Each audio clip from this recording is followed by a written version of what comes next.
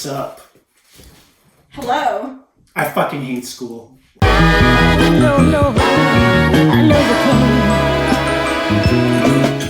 So in this video, we're going to be talking about our school experience. Just want to say congratulations to all the grads of 2020. I'm sorry y'all can't walk down the, Stage. Yeah, because you didn't either. Oh!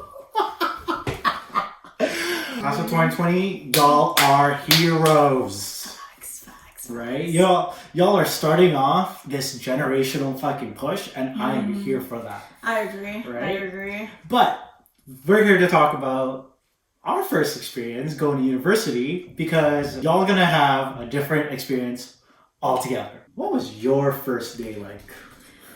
My first day, very awkward. Yeah. Awkward and inspired because at the time I really wanted to study design and it was my very first design class. I wasn't really sure what I was kind of going into and I've never ever studied design. I don't consider myself as a designer per se, like a professional designer. Yeah. So walking into a design class was very, very eye-opening. Was that your first class ever? Ever. My first day of school, my first day of class. Yikes. And they talked about logos, the importance of logos, and fonts, and the importance of fonts. And at the time I was just like, there's a history behind fonts, and it's designed that way for a purpose. All of it. It's crazy. So, you know what? I'm not going to start because I'm just going to go off on a tangent about fonts, and it's just going to be so nerdy and embarrassing. So I'm just first day of school, awkward. Interesting. Felt out of place and awkward. Yeah. Okay. My first day at uni, I think my first course was business math.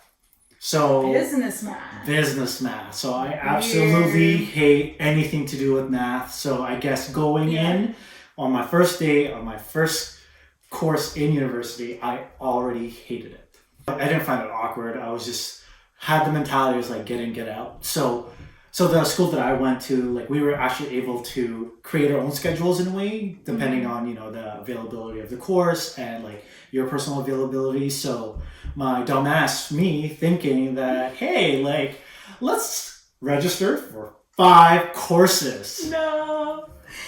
I didn't know what I had to do for university. So my dumbass just assigned myself 5 courses first semester. Thinking that would have been okay, I scheduled in a way where I was at school every single day for the whole day. So that way, I'm not going home and then going back on campus. Like I lived, at home, I didn't live on campus. And luckily, like the school I went to, it was transit friendly. So I was like, stay at school the whole day and figure out my life from there. So Tuesday, business math at 9 a.m. So I was like, fuck, I'm taking a math course at 9 fucking a.m. That's the worst. Your brain isn't even like... My brain wasn't on. Wait, yeah. No, like it wasn't even on that whole semester. That's why I failed. Absolutely hated math and anything to do with math. So I took stats and math, business stats and math in the same semester. So yeah, my brain wasn't off for that course either. Like it was like that sounds stressful. It was so stressful, right? Dude. I feel for you. Right, like my word of advice: actually research into the courses that you need to take for your program, and if you have the flexibility to pick and choose, fucking do it smart. Right? I'm like, damn, I was stupid. But you didn't know any better, though, right? Like no one's explained that to you. You kind of just figured it out. Exactly, right? Like, and like not to say I didn't go to any counselors in high school or talk to people in the university that I was applying to. I guess it was just a question I never asked. Like how many courses do I have to take per semester? Yeah. Which one should I take per semester, right? Like, I mean, I guess nowadays, like some universities out there, they've been really good about kind of creating like an example. Or like a guide. Or an example of like what kind of courses you should take, how you should space it out. Yeah. Right? Because like I've noticed that more often actually. Which is good. Yeah. So you don't have students like me who fucking have to retake courses like 600 times and graduate. I think we've all been there. 7 years later for a 4-year program. Alright, so before we go any further, I just want everyone to know that taking your time in post-secondary is actually the smartest thing you could do because once you graduate, life sucks. The one thing I guess I would have done differently is, seek out those resources. Like, what the hell do I do? Yeah. Like, I fucked up, like, help me out. Tell me more. I feel that. Right? I feel that. So, second semester, that's when everything kind of is like, holy shit. You kind of had like a grasp. Exactly. Yeah, okay. How this works. Yeah. Except one thing. Guess who took 5 more fucking classes? Did you actually? Oh, hell yeah, I did. I took 10 courses in the first 2 semesters. Because, okay. Why? Because What? Okay, after you experienced that, you were probably like, okay, I'm never doing this again, ever again. Yeah, no, I did 5. I did 5. Yep, I did 5. Yeah. Because I wanted to get my degree out of the way. I just want to get in, get out. I had that mentality. Get in, get out, right? That's stressful. So that's why I did it 5. I mean, mind you, the results weren't positive either. Yeah, because you were stressed like all the time. Right? So it's like... Exactly. Yeah. After that semester, I took it easy. I took 4.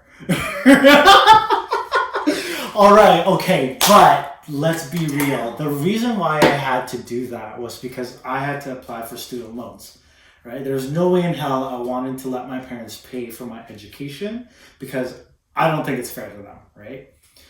So I took on student loans, and one of the requirements for me to still be eligible was to be a full-time student. Oh, and your full-time is 4. My full-time was actually considered 3. Yeah, mine is 3 too. No, it's been 3 for a while, honey. Okay, then what? Why? But that's what I mean. My dumb ass thought that, for me to be eligible, I needed to take 4 or 5. Whoa. Right? So, I went from 5 courses to another 5 courses second semester, and then 4 to the third. I learned my lesson, trust me. After the 3rd time I learned my lesson, I went down to 3. At some points during some times of, my academic year, I took like 1 course. Yeah. Because, you need a break. You're just burned out. I was just not having it. I was so burned out, right? Totally. Like studying all day, all night for 5 things at the same time, same deadlines. Like, some professors are lenient, some are assholes. Like, it's a hit and miss, right? I used this tool called Rate My Prof. I learned about that in my 2nd year. Because I had some pretty decent but really horrible professors. Like, oh my god, okay. My business math professor, I swear to God, was the complete lookalike of, what's his name? Count Olaf. From, really? Yeah, that book series of unfortunate events, Count Olaf, that, like, not even, like, the real life rendition, I think it was Jim Carrey that was Count Olaf, it was the book, like, the picture of Count Olaf on the book was my fucking business math professor, and I died. But you know what, like, I had some good times too, right, like, in my first semester at least, right, like, that's where I met a lot of, good friends, and I guess the one thing that I did from an academic standpoint was I picked some easy courses. So one of the courses that I remember where I met one of my good friends now was business management. Instructor for that class. He looked like an army sergeant. So I was intimidated the hell out of him already. But this guy was like the easygoing, laid back, like, mouth like a trucker, swears at every other word kind of guy. And I just sat there like this. I was like, is this business? Like, am I actually learning business from this man right now? And what do you know? I got an A fucking plus on that class. I was like, wow. No. I know. I failed in math, but I got an crazy. A plus in business management. So that's why I was like, okay, I did something right. I found the balance. And that's when I started thinking, how can I strategically plan my courses better so I'd have the hard classes to get out of the way and the easy classes to offset the hard class, right? But no one taught me that shit. Totally. It's something... Right? It's something I figured out. After like countless stressful breakdowns. So if you're doing your course planning right the fuck now, take my advice and don't be a failure. Balance. Yeah. I got to a point where I had a GPA of 1.4. That's like academic probation, right? That's pretty much like... And then do they like help you figure out your like study habits to like... No, so I didn't I wasn't considered for academic probation. I was on grants for it. So unless I picked up my shit the next semester, then I would be out of academic probation. So, I think when I had that GPA, I was, being told by the dean or like the school of business saying, hey, get your shit together or else we're gonna kick you out or you're Yeah. on probation. That's when I was like, fuck, let's get this shit going. So like, what did you end up studying then? Like, what's the technical? The technical, like what it's called. Or I guess like, what is it? Yeah. Okay. Right? Like the technical definition of it. So it is a bachelor's of arts in communications, art, and technology. So at my school, What? Yeah, that's what it's called. So Okay. at my school, it's like they have faculties, but then they have faculties within faculties. So if you graduate in one, then it's the whole name. So it's like communications, art, and technology because it's like 2 faculties in one. Whenever I'm in like job interviews or like interviews or with my friends or whatever, like people would be like, what's the hardest thing you've ever done? Or like, what is the most proud thing you've ever done in your entire life? And I'm always like, my degree, dude. My fucking degree was the hardest thing I've ever done in my entire life. And I remember, like, even talking to you, just being like, is this fucking worth it? Like, I just want to drop out. I don't see myself, like, actually using this. Like, half the time I just felt like so stupid because I didn't even, at the time, I didn't know what I wanted to study. So it was just, like, all over the place. Doing the most, taking philosophy class, health class, all these random classes that I didn't even need. But I was like, what if I wanted to do this? Right. You know? Right. And I remember like you said one thing when I was like in the middle of breaking down one night, and you were like, "Oh my god, breakdowns! Holy fuck!" Yeah, you were literally like, "Yzobel, this is the easiest your life is ever going to be," and I was like, "That is so true, though."